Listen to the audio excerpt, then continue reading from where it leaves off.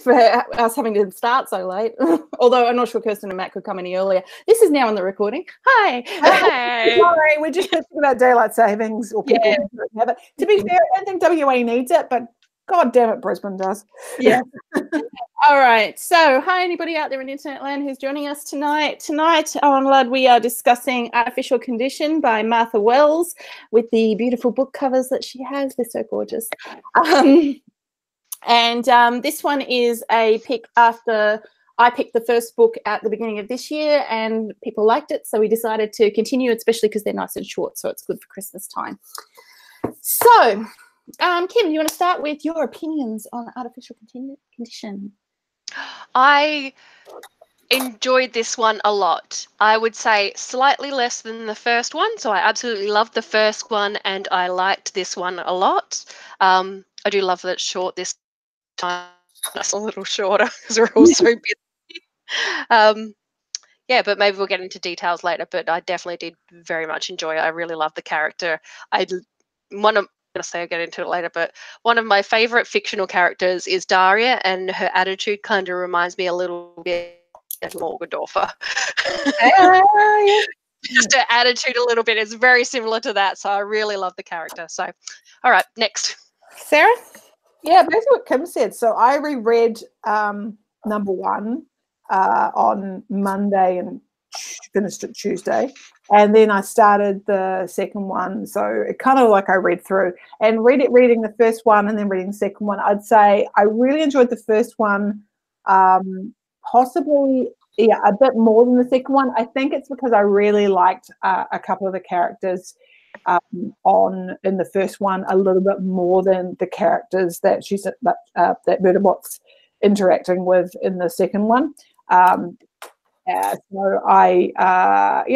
but I really enjoyed it. It was nice for a change of scene. I'm always keen for that. I hate it when you get stuck in one place. So yeah, I'm liking that things get changed up. I liked her thought processes. It was really cool. And I think we'll get into it. I especially enjoyed Art as well. Art was a great character. So yeah, I'm sad. I hope we get to see Art again because Art, a bit like Mensa. You're stealing my discussion point, Sarah. What did you think? I loved it. In fact, I was probably the reverse. I think I like this one better. But to be fair, it was almost a year ago since I read the first one. I didn't reread, mostly because I'm waiting for my physical copy to show up in January of next year. So I sort of thought I'd wait until that showed up to do a reread. So I'm not sure whether my higher rating, because I gave it an extra star for this one, was because this one's more recent. But I do have a vague recollection in the first one being a bit almost expecting more because I wasn't used to the novella format. And I think after a year of reading a lot of novellas, I've gotten very used to the novella format. And now I was just like, love this. So it might also be because I knew there was more to come. So that might It's also a kind of a complete juxtaposition to Brandon Sanderson, right? Yeah. Stuff happens fast. Things happen in like just a couple of pages. Right? You're like going, I'm not sitting here for 5 hours like wandering around carrying bridges. Yeah. Stuff happened. It's really, really intense, but in a great way. Like it works. Yeah, I loved it. So yeah, I thoroughly enjoyed it. I'm with you and I actually think this might be why I think it's also better. I loved Art so much. I was just like, at the end, I was like, no, please let Art stay. Please let them just go off together. I want them to stay together. Not in a romantic way, but as friends, or compadres, I like the fact that she had someone who she got along with, but understood her better than I think humans could too. Yeah. So, and I don't remember having any particular attachment to the humans in the first book. I liked Murderbot and I liked the story, but I don't remember really being attached to the humans. And whereas with Art, and even actually the Comfort Bot in this one, I was a bit like, oh, actually, I don't mind you either. I wouldn't mind knowing a bit more about you. And I was just like, there's characters I was interested in. Yeah. But then again, maybe she features in the next one. I didn't. Well, that's it. Maybe everybody comes back. Oh no, there's 4 of them. So there's 4. Look, I have them. Oh God, I had to resist. I had to resist. I was so tempted on the Kindle to read, and I was like, no, I've got like a pile of physical books I need to get through first. Yeah. Anyway, all right. So, Sarah, do you have a discussion point you'd like to go with first?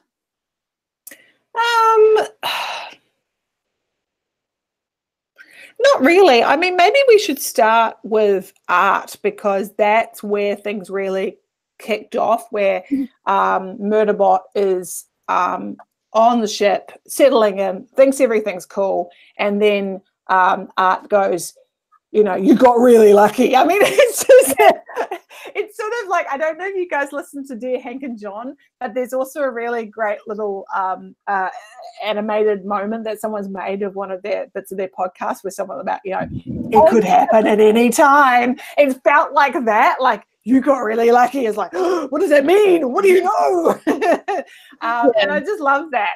And then, but it just kind of kicked off really, really well there, and turned it into what you thought was just going to be like, we're just going to go from A to B and we'll get to B in the story. We were straight into it, which is kind of cool. Yeah, there wasn't any waiting around for it. Hi, Kirsten. Hello. Is Matt coming tonight? Oh, who knows? He's in a shitty mood, so I don't know. Okay. All right, good. That's recorded for posterity.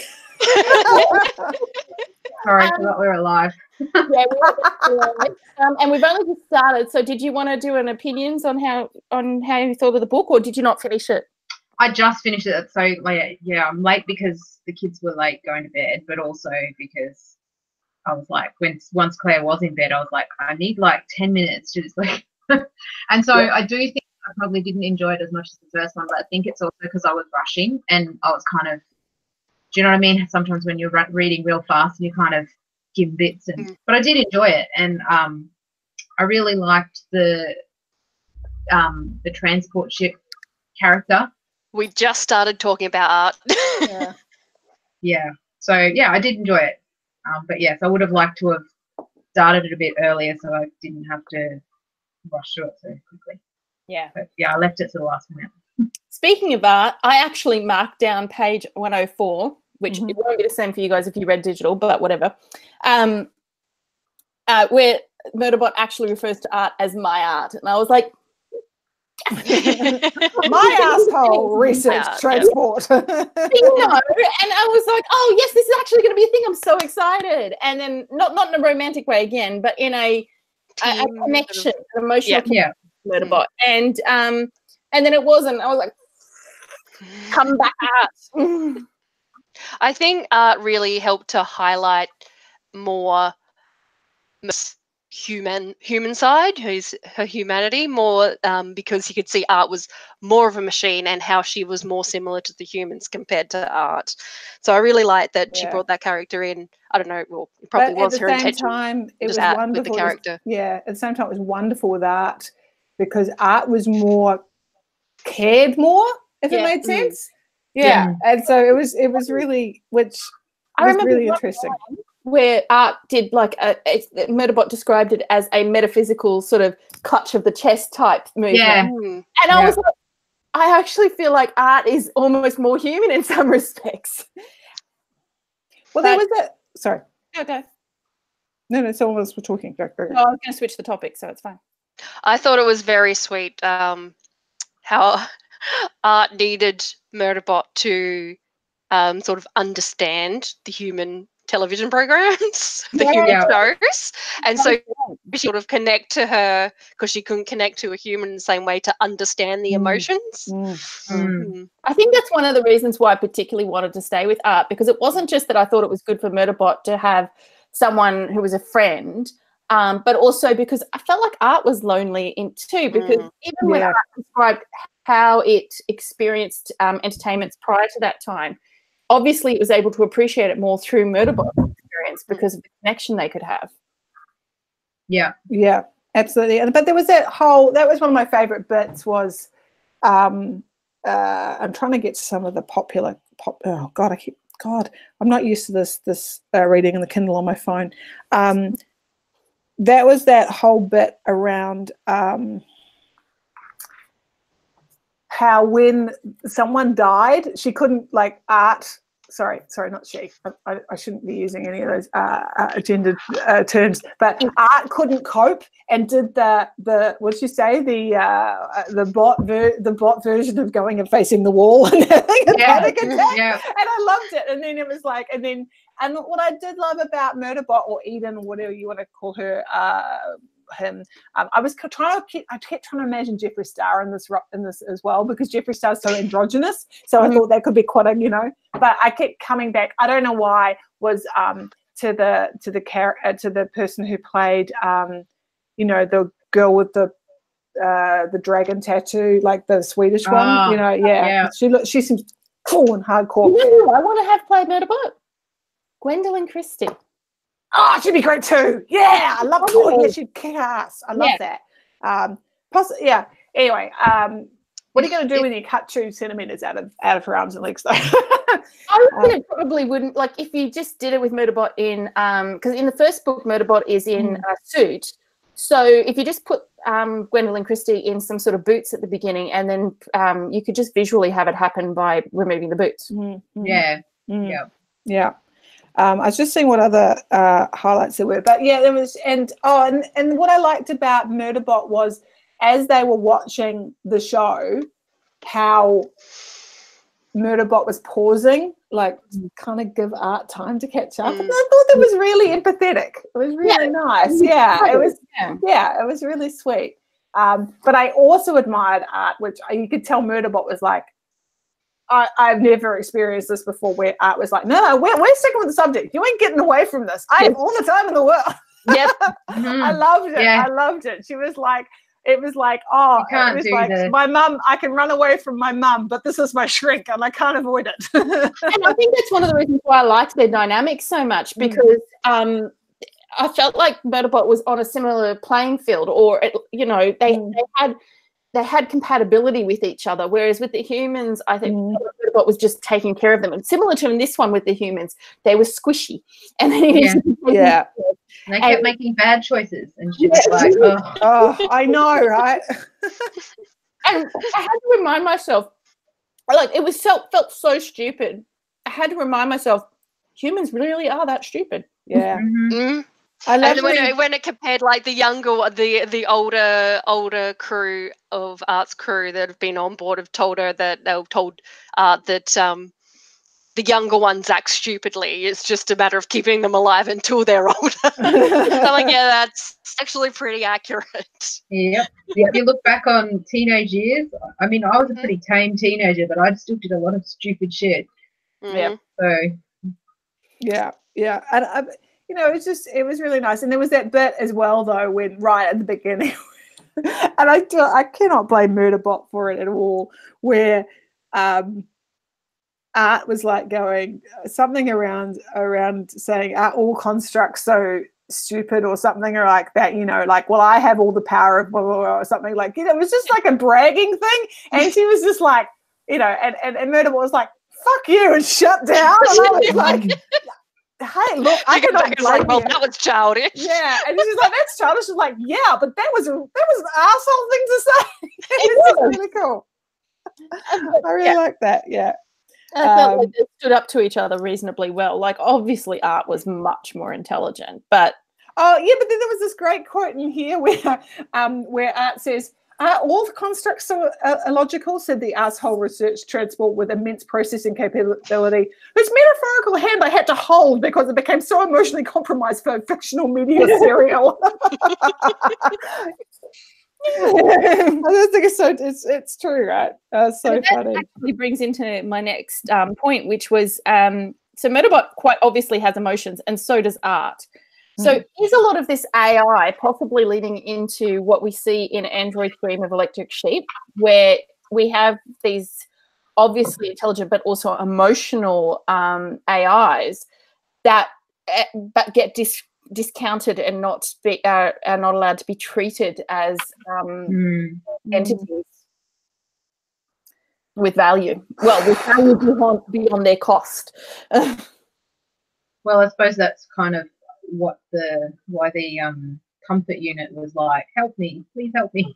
Yeah, Because it obviously you know, there's lots of the AIs that are feeling like they would like to be free. So do you think these series of books might be leading to a revolution then? I was thinking that kind of reminds me a lot of Blade Runner, where they're at that intelligence level where That's you the point. almost can't tell the difference. Yeah, That is Blade Runner. Yeah. Sorry, I should have said Blade Runner as well. Dream of Electric Sheep.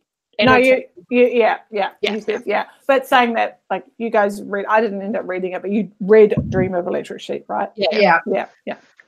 I haven't. I think I've just seen Blade Runner watched again it. a lot more recently, so it sticks in my head a bit better.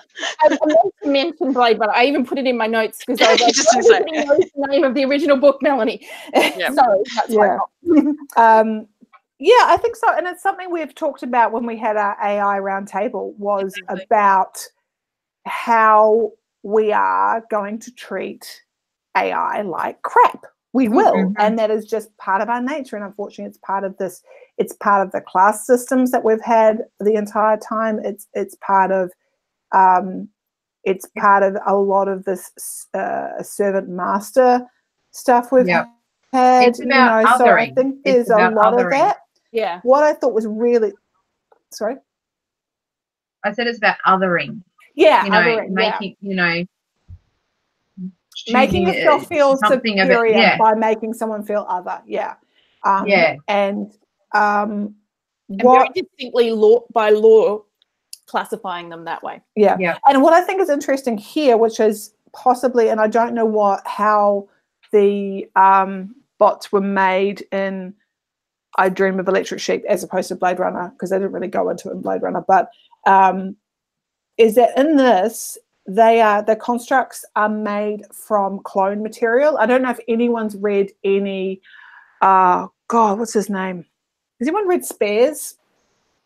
No. Okay. So this is, I mean, we're getting into this kind of, starting to get in this territory already. Like we can clone, we have IVF, and now we've got CRISPR coming in, that kind of thing, which is where does human genetic material, and where it goes as far as this type of stuff. Where are the boundaries? Because in medical fields they've set up some ethical boundaries, and then someone in China just went and broke them all. So I thought this was interesting as far as a quote was concerned. It said, when constructs were first developed, they were originally supposed to have a pre-sentient level of intelligence like a dumber variety of bot, but you can't put something as dumb as a hauler bot in charge of security for anything without spending even more money for expensive company-employed human supervisors. So they made us smarter. The anxiety and depression were side effects. Yes. That, I was just like, whoa, because it also explained a lot of why Murderbot struggles so much. Because it was really interesting. It's like, why does Murderbot panic about stuff? Why does Murderbot have this? And I think it's really interesting that a lot of this processing capability, this is my guess, and it's really interesting, is coming from genetic material. And what are the, and that exactly that point is like, well, now you've got sentience but they're not free. Not free to they're make not their own free. choices. And you're using genetic material to make them, but then you're saying that they're not it's really harsh. When Murderbot was talking about what previously happened, and the fact that the organic side of it possibly could remember what was and it was hoping to I thought that was fascinating as well, because I was like, this is clearly not even just an android we're talking about here. No. And it's actually, it seems to be that thing of the genetic material is what the sentience almost comes from, as it were. Because, if you look at I was just listening to a podcast today. I was talking about the Tumblr stuff and all that kind of stuff, like trying to build out algorithms, which, are kind of the pre-versions of AI, because that's what, AI at the moment is. It's just a whole lot of algorithms that learn. Never going to have, hopefully one day we'll have the processing capability to understand, but it's going to take it's going to take a lot more to get there, to have that minute kind of, and even between humans you have disagreements, right, between what's right, what's acceptable, what something is. And I think it's so fascinating that in this particular novel, and actually it seems to be like in Blade Runner, is come from genetic material. That's where that has come from. So interesting. Art to fit into that then, because art seems to have a lot of, maybe not quite as an emotional response, but definitely an emotional response as Murderbot does. So how does art fit into that situation in this world anyway? Well, it's interesting that art needed Murderbot to filter, to understand the cues, to get it. Art needed Murderbot's sentience. But it was also her experience with humans too. And also clearly had emotions of its own that were different to Murderbot's, like had reactions to the shows. And there was a few times that I thought were really good where they were both like, did you understand what just happened? And the other one's like, nope. Human just did something really weird and we don't get it. You get it, nope. I think it's funny. They also sort of had moments to like, funny. I don't get that, and then the other one's like, oh, I know what that means. I know what that means. Yeah, it was really funny. But I remember that where Art goes, what does that mean? And Murderbot's like, I don't know. I think it's fascinating though as a story plot exploring AI intelligence and sentience through watching media, TV shows, basically. Like, what a great way to be exploring the idea of that. Well, that's how E.T. That's how Short Circuit learned. Oh, yeah. That is true. You're right. It's how what's his name?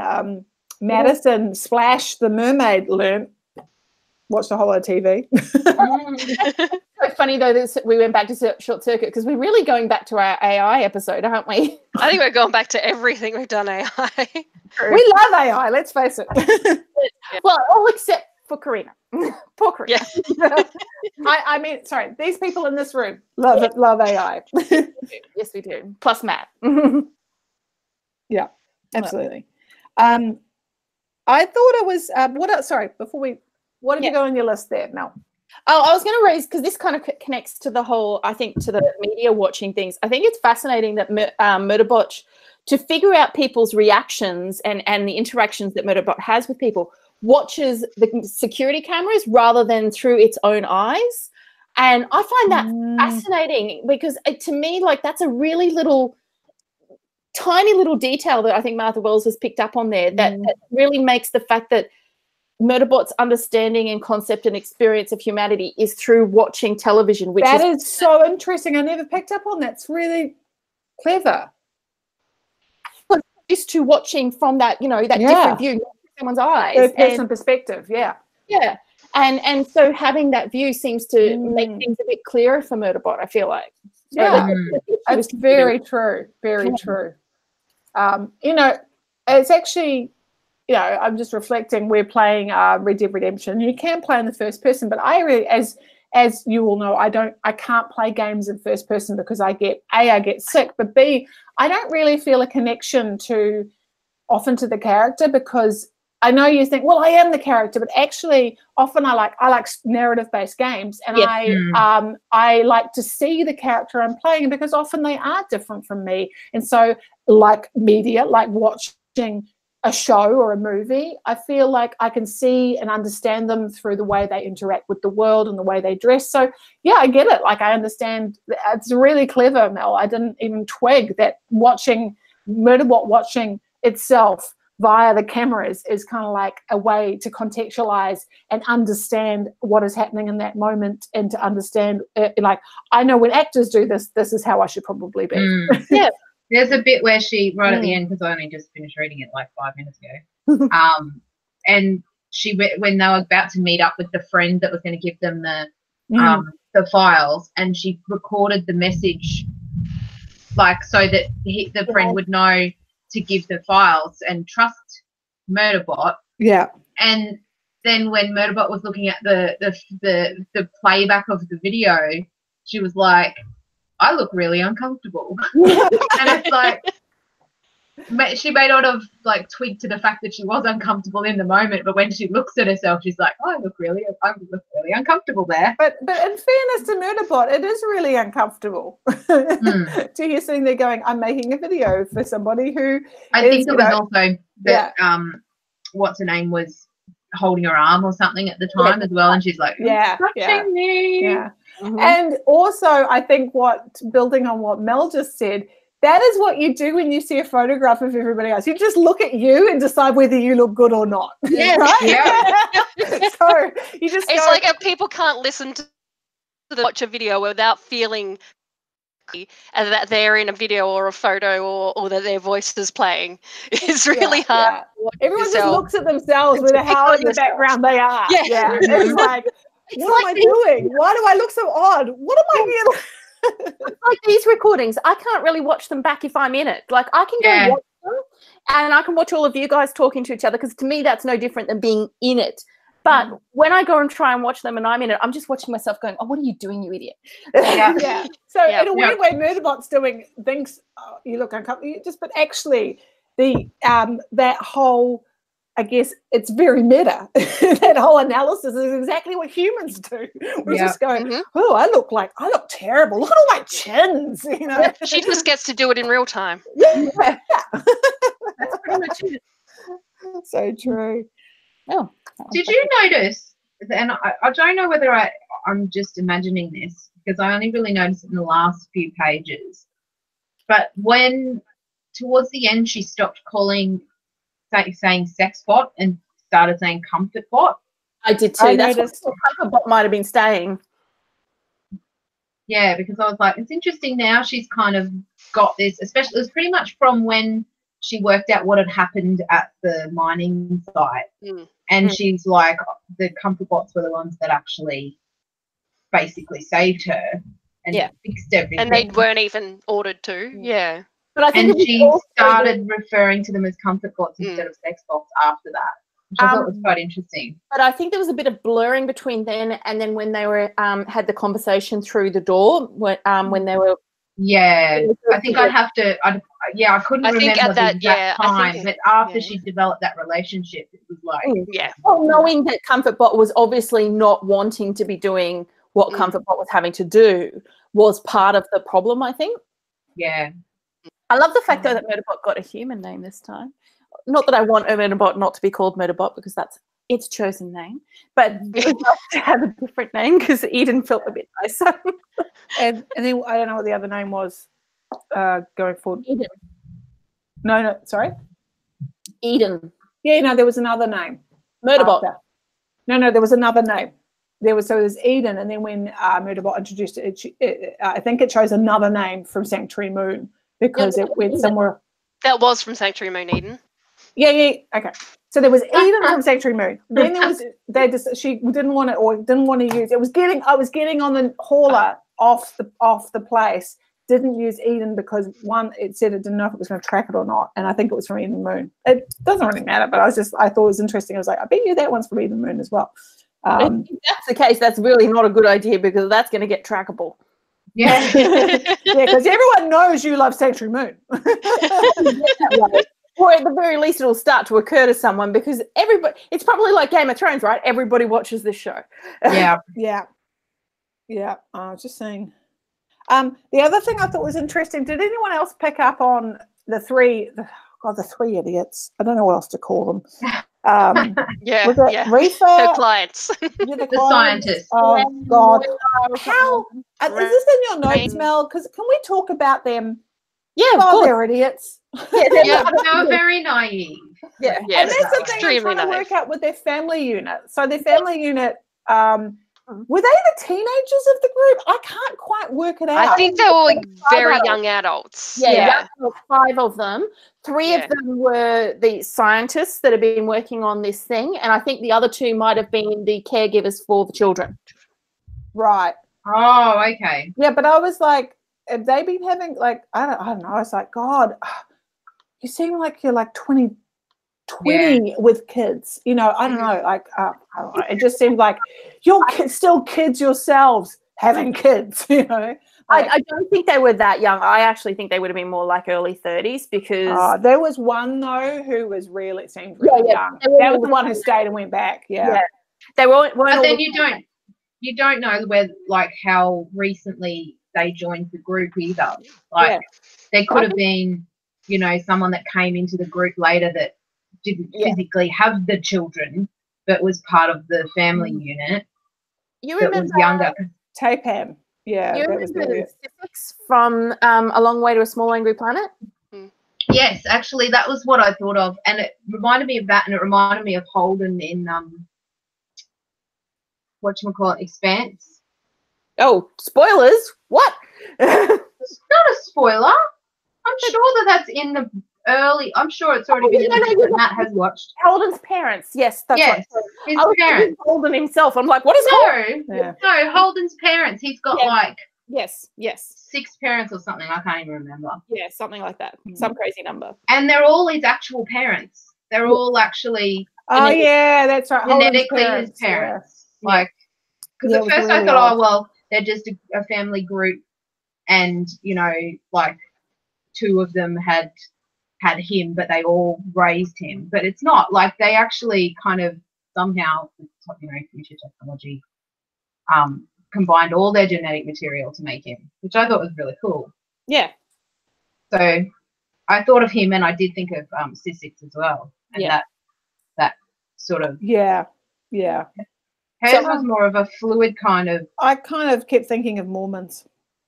Yeah. I think, which is no less like if it's successful, it's no less like I actually don't have any judgment as long as people are completely, you know, as long as it's consensual. It's consensual, and it, you know, so you know, ladder marriages. I think I read about something else as well, like other sci-fi. So you know, it'll be interesting because also in the first book, which was interesting, a lot of them, including Mensa, who was like the chairperson, like a lot of them were in group marriages themselves, which I thought was really interesting. And in the first one, there's a lot of Indian names. And I was thinking, oh, that's really interesting that, you know, obviously this settlement has perhaps has a background of Indian culture because there's a lot of, you know, Indian sounding surnames and things. And then a lot of them were in group marriages. And I was like, oh, okay, seeing how things go, you know, can advance and go along. I'm not sure. I'm not sure about, you know, right now. I think it could be good. I don't know. It'd be nice to have get away for a while and do some work. Well, I leave everybody else, you know, and then do my bit and come home. I like the idea, not because I kind of like monogamy around the sexual side of my relationship, but I would love the idea of being able to have essentially kids that I help raise without actually having to have them and things like that. I'm far too jealous a person to be able to deal with that. What, with the raising of kids or the sex side? No, well, not necessarily the sex side, more the relationship side. Like I would struggle if my partner was paying attention to somebody. I think it's not necessarily jealous. I'm not that I'm a jealous person, more that I'm an insecure person, and I would find it hard to be feeling like I was not. Like I would start going, oh, he likes her better than me, or you know, that kind of.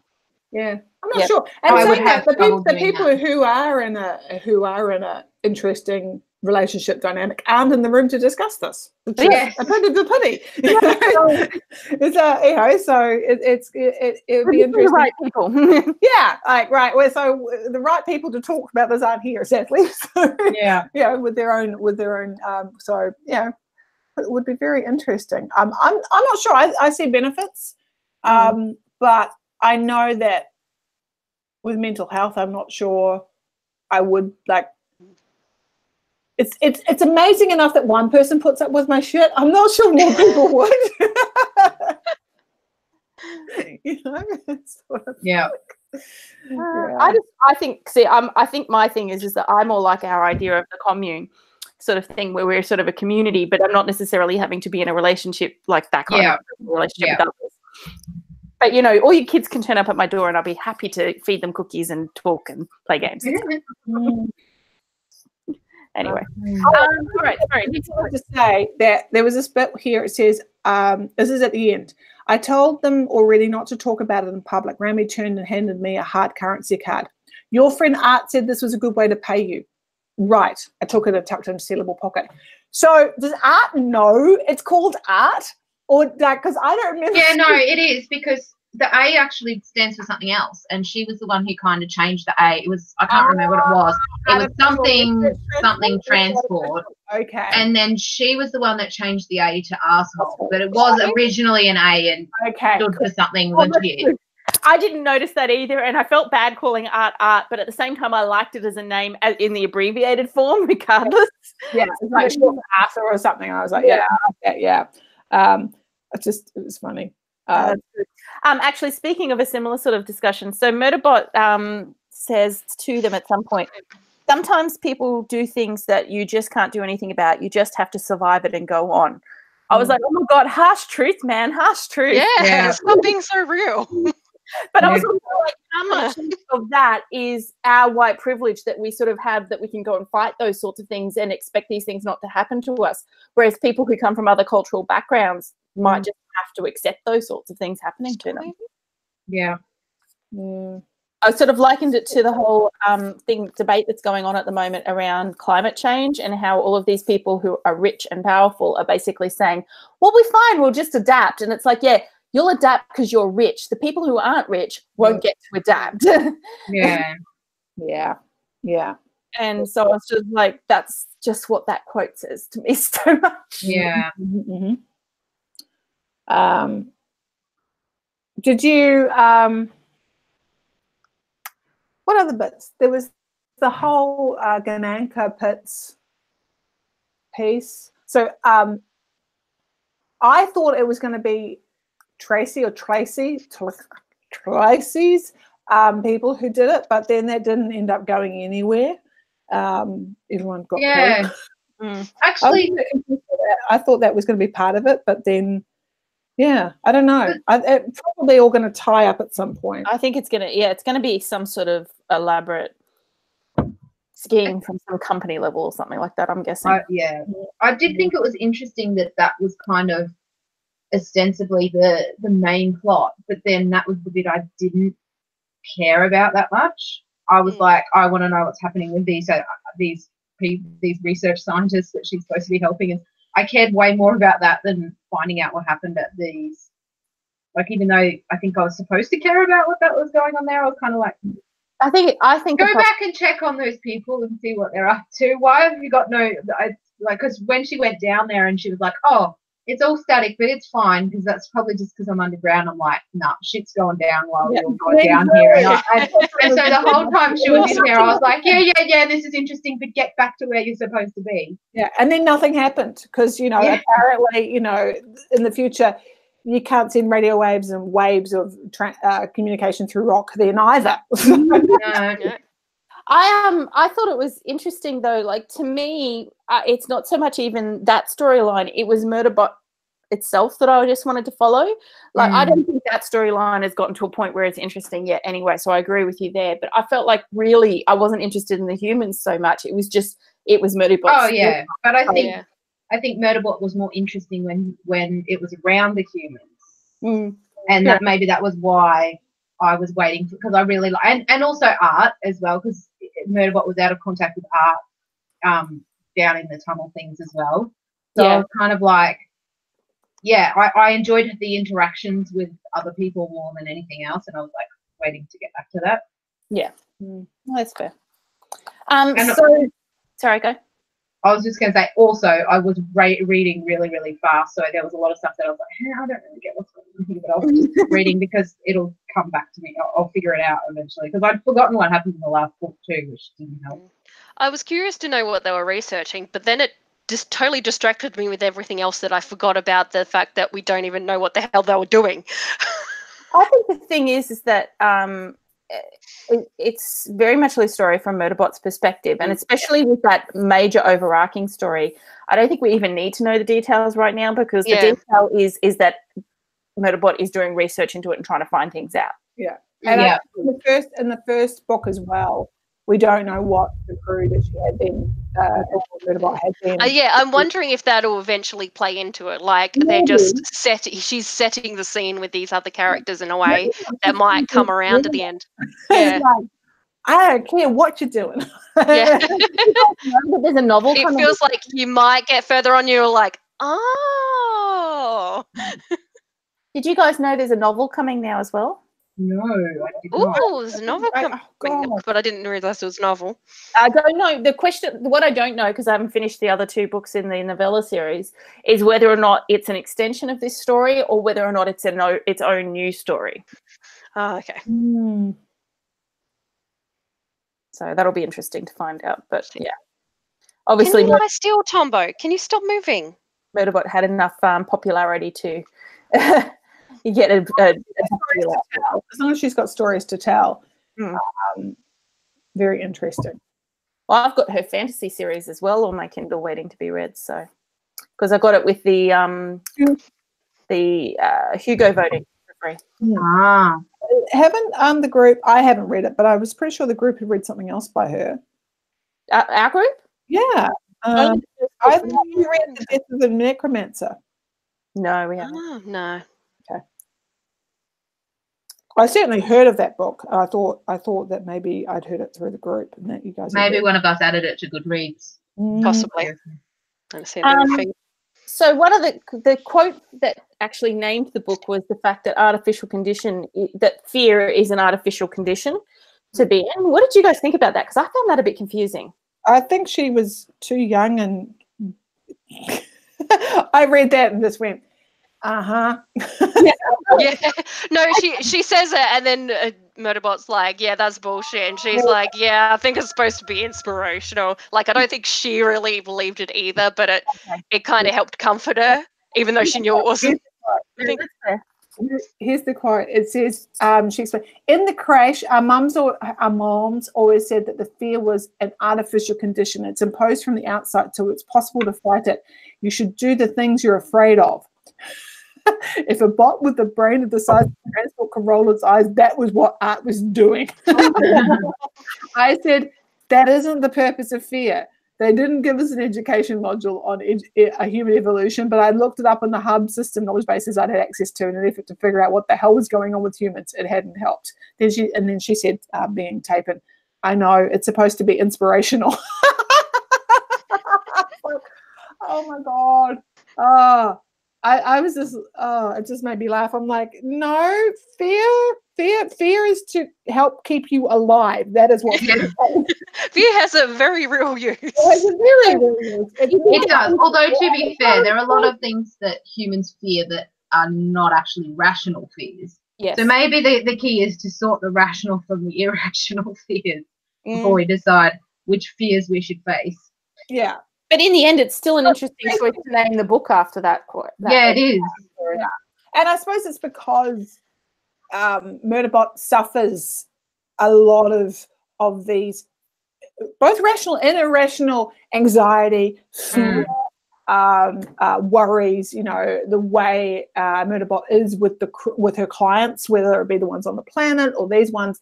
There's a lot of emotion that gets applied. She's like, why do I keep caring about them? Even investing in them. And it's kind of like, well, these aren't, because you're not completely artificial. You're also, genetic, and maybe that seems to be where it's come from. Not an artificial condition. It's a very real one that you've suffered thanks to, having a gene biome. But it's interesting to think, like, obviously there's a certain level of emotions on the spectrum that Murderbot sort of tries to deal with and recognizes that it has. But then there's also other emotions that it has that it almost seems to deny that it's having it. Like, I am not human. I can't be feeling that. It doesn't want to be human. Like, there was the bit where, and there was a quote, I can probably find it, where it says, when it had the surgery, it really didn't want to do it because it would make it more human, and it doesn't want that. Yeah, it doesn't want to be more human. Because the humans it sees as, it only did it as a pure survival situation it's in. So I kind of get it. Like, why do you want to be more like the people who oppress you? Yeah, no, and that wasn't the only thing. When she said that, remember, she kind of went, I'm sorry, I keep saying she, but I think I just anyway, I get a she kind of vibe from this character. I do Oh, you'd ask me to Um, get it, but yeah, I know what you mean. yeah. I would anyway. but I just try to use it because Murderbot doesn't seem to specifically. Yeah, I know, and I try to as well, but I keep slipping into it, and I think, I don't know, it's probably the way the author has written it makes it. Well, I think the feel that way. author pictures someone who's female presenting, Yeah, but because Murderbot is an AI, it doesn't identify as either gender itself. no. And I thought and it did make a big point about, I don't have any of that stuff, you know, Yeah. like it was quite emphatic about that. But no, there was something after it had the changes made, and it said something like, it realized that the bad part was not just that it was going to be more human, but I can't even remember now. But it was something about it would not just make me, it would make me pass as more human as well, and like maybe have to interact with people more because other people now will treat me like a human, and it will make me feel uncomfortable in the same way that the crew from the last book kept wanting to talk to me and made me sit in the you know, in the transport with them instead of being in the cargo, and something along those lines that it said. You know what I mean? Yeah. Like, not only do I look more human, but people are going to treat me like a human, and that makes me uncomfortable. Yeah, so it said here, I found the quote you were talking about. I told myself I still looked like a sec unit without armor, hopelessly exposed. But the truth was, I did look more human, and now I knew why I hadn't wanted to do this. It would make it harder for me to pretend not to be a person. Yeah. Because it doesn't want to be a person, and because of all the things that happen, and it's really funny because art wants to be part of the action. Like, if it makes sense, like art doesn't have a physical presence and wants to be part of the crew. It loves making things, you know, it's almost like it's Julie from Love Boat and likes to like life really, you know, fun, would love to be part of it, whereas, you know, all Murderbot wants is to go and like, and, you know, maybe it's just a case of Murderbot's an introvert. Like, you know, it's just, I don't want to be around everybody. I want to be locked up in my little cubicle where I'm safe. Murderbot is not like a completely I don't like people thing, because otherwise it wouldn't enjoy watching the TV shows and things on those lines. It just doesn't enjoy interacting itself. You know what it makes me think of is like if you're sitting at lunchtime and you've got your book and your lunch, and you're like, I've just found a nice quiet spot and I'm going to read some of my book and eat my lunch, and someone comes to sit to you sits with you and starts making like conversation because they're like, oh, you seem all lonely sitting here and I'm going to make small talk with you, and you're like, could you just go away and let me read my book?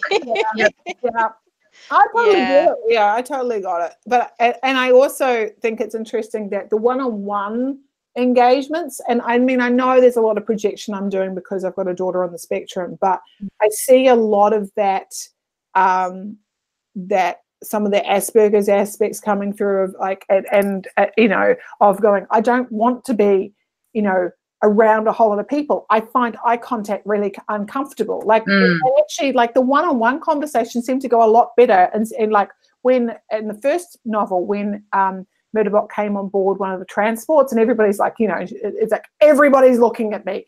This sucks, you know. I want to go and sit in the corner. Oh, I have my faceplate up. This is awful, you know. And it's like, but then people get it, and like Mensa was always making an effort to just go, we will just stare straight ahead when we have a conversation, and that was easier to engage, you know, because looking in someone's eyes is a very human contact type of thing to do. So I definitely see a lot of the aspects coming through, and it's interesting with art because art is almost Sheldon Cooper about just speaking its mind without it just made me laugh. I was like, oh, there's so much Sheldon in this character.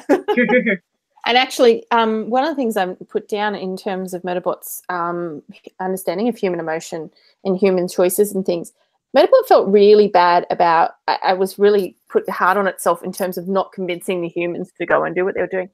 But I thought it was pretty explicit about that it was a bad idea for them to go do that. I just think Murderbot hasn't, and this might be the bit that Murderbot hasn't worked out yet because Murderbot hasn't been around a lot of humans is like humans are going to do dumb things whether you want them to or not. People go off and do things like we have lived, like as human beings, everybody in this chat has lived with other people, and you know that if someone asks you for advice and do stuff, and sometimes they're not going to do what you think is right, and they only want to hear what they want to hear, and if you tell them something different, they're like, and then they just go off and do it anyway. How many times have you been like, why did you ask me if you were going to do the opposite of what I said? Exactly. And I think it's also the fact that Murderbot hasn't had the experience of talking to people and then not taking the advice, because she's not asked to take, like she's just supposed to protect them, and she's told to do and not to advise people. She's asking its advice, and it's going, oh well, you know, well, here's my thing, and you're not doing it. Okay, should I have convinced you? Like, it's like, and this is the thing, it's kind of that quote of going, that's saying, you know, sometimes shitty things happen, you just have to accept it. It's like, sometimes people do stupid things and you advise them not to, you're just going to have to, like, it's not your fault. And if you want people to have free will, sometimes you got to let them have free will to do stupid stuff. Yeah. I did find it interesting that that Murderbot kept on catching itself going to do the thing that it would be programmed to do, and going, I realized that I don't actually have to answer straight away, or I don't have to, but like, even though the programming isn't there to be required to do that, it was sort of in the habit of, and then had to stop itself and go, oh, hang on a second. I can actually stop and think about this question for a second without answering straight away, because I don't have to pretend that my module thing hasn't been hacked. They think I'm human, so it's kind of okay for me to pause and think about it. Whereas it sort of, it was like kind of going like, oh, that feels kind of weird that I can actually do that, because I just automatically went to do it the way that I was programmed to, even though I'm not really programmed to do that anymore. Yeah. And she has to kind of think twice about why she does things. Like, she does it out of habit, and then she goes, am I doing this because it's habit, or am I doing this because I want to? And then she realizes she actually wants to do it. And it's not because she's made to do it anymore. But I think that also ties into the choice of Murderbot to go and research this episode that happened in its past to discover more about itself. It's like, well, actually, that's kind of a stupid thing to do too, because you're exposing yourself to the exact people who could figure out who you are and subjugate you again. And so, and it's just about, is it important enough to you? And that's maybe what Murderbot didn't really get about the scientists, that like, they're willing to do crazy stuff because this work that they've been working on for years that they've now lost is important enough to them to make it worth their risk. And for Murderbot, going to find out what had happened in her past was worth the risk. Exactly. Somebody on the outside might be thinking, I know at some point I'm looking at it just going, can't you just get on a transport and go somewhere and like not deal with all the shit? Because you know that going to look into this is going to make it easier for you to get caught. So what are you doing this for? Because that's what I was thinking at first, was when I went to get the job, I was like, why don't you just stay on board art? Like, you guys are quite happy doing what you're doing. I'm really curious though about art. Like, obviously art is more than just your average. Well, I want to find out about that whole situation with that there was a quote, and unfortunately I don't think anybody else is like, she said, where Murderbot said to Art, do you have...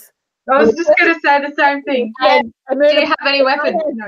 XYZ. And Murderbot's like, so you have weapons. No. It's just like... No, it was deflection, something deflection. Yes. Yeah, that was really good. And I love that. It was like, look, tomato. It was a really good scene where it's like, okay, you keep telling yourself that. Pat on the head. You know. Yeah, because there was even a point where Murderbot was like, where Murderbot was talking about the station and saying it had all these big deflector arrays, actual deflector arrays, not like a railgun or whatever it is that Art has. Yes. It was really funny. And I loved it because I love how Art's trying to convince itself that It was something you kind of mentioned it before, Mel. It's like, no, I need this for the better of the people kind of thing. It's like, it was something to do with tariffs as well, wasn't it? Like if the ship has something like weapons laws that that get taxed at a higher rate or something, so they're like it's listed on the manifest as deflectors. Yeah, but I love how Art's like, I don't have a weapon. It's like, yeah. You keep telling yourself that. It's so good. You're telling yourself that. Sure. I did love that sort of transition with Art, or her thinking of Murderbot's thinking about Art, where at first when she's like, oh wait, why do they leave this transport empty? Like people could like board it and take it over, steal it, and then she realizes, yeah, she's probably in a bit of trouble if she was to do anything on that ship. The ship would kill anyone trying to get to it. He's like, the ship is a lot smarter than people. It's going to be definitely interesting. I think it's not the last we've seen of Art, and it's definitely not the last we've found out about the research, because it seems to be something about like the reason things like in the first book, the reason that things didn't happen is because someone wanted, they were like, oh, there's been a previous intelligence here, right?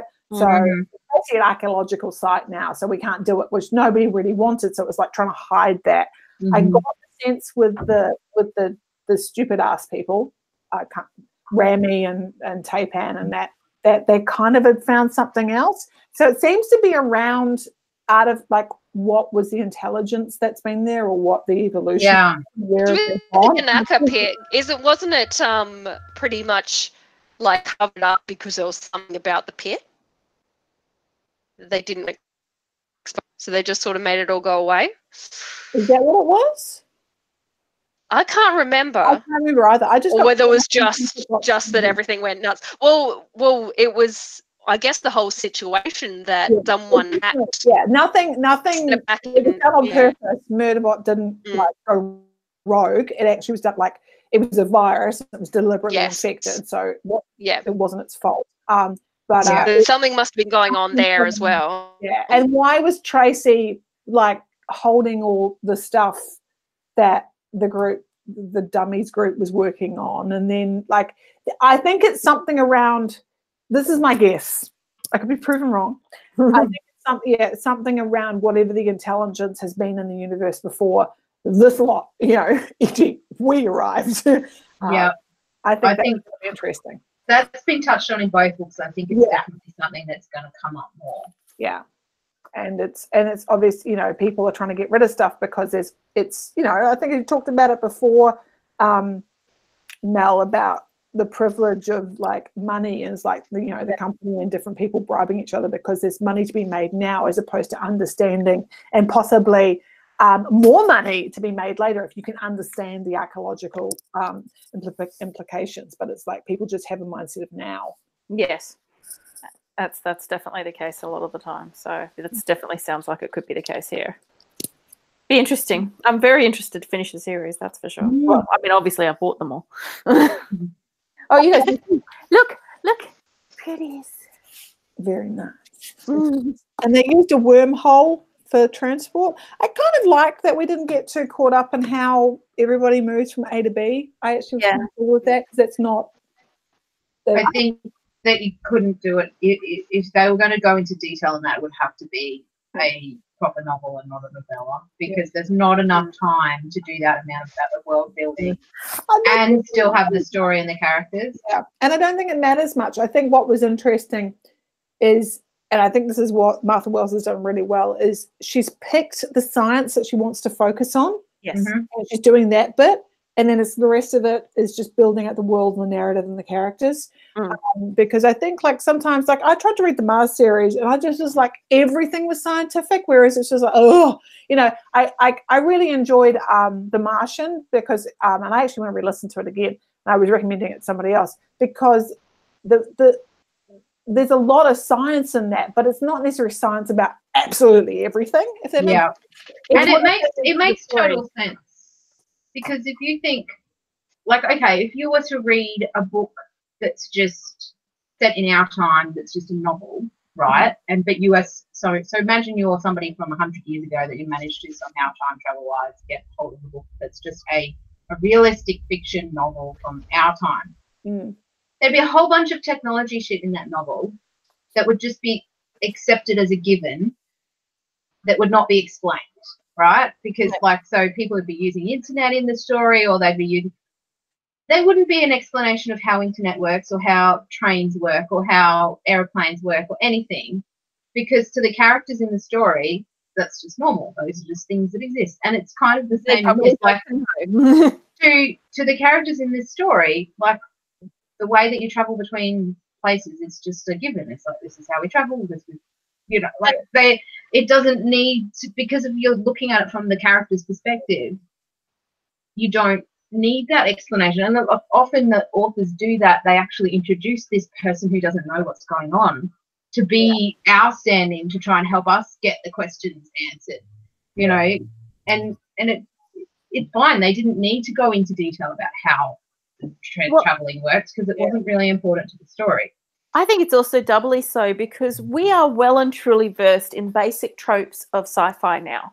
Like the chances of someone reading this book and not having some basic tropes of sci-fi as their backbone of their reading experience is very unlikely. Even not even the reading experience, even just TV experience would be enough. Or the movies. So it's like you don't need to explain everything that is scientifically maybe advanced or different from today, because we know this basic trope and it's not pertinent to the story. So just get on with it. Yeah. And that's what I like. Whereas it's why I've struggled with some sci-fi from the 70s and 60s because I guess maybe the tropes hadn't been formulated yet. Yeah. You had to dig into them. Whereas now, what I love about the sci-fi now is that it's almost like I've set this in a world. I'm exploring some of the science, but I'm also remembering it's fiction and that I'm telling a story about things and a world at the end of the day, right? Yeah. And I love that. I think, and this for me is on par with the Wayfarer series. You know, it's about beings and their place and like that type of stuff. And there's another one do details about the travel, but it's pertinent because that's what they do for a job. Also, like, it's kind of interesting, and they tell it through the narrative, not as a trope of I am the newbie. You need to, like, I mean, actually, we did have a bone to pick with them in the first Wayfarer because it was the newbie, and they did a bit of that, and we were like, just don't do it that way. And actually, she got better at it. And in fairness, like, it's her first, like, she's self-published.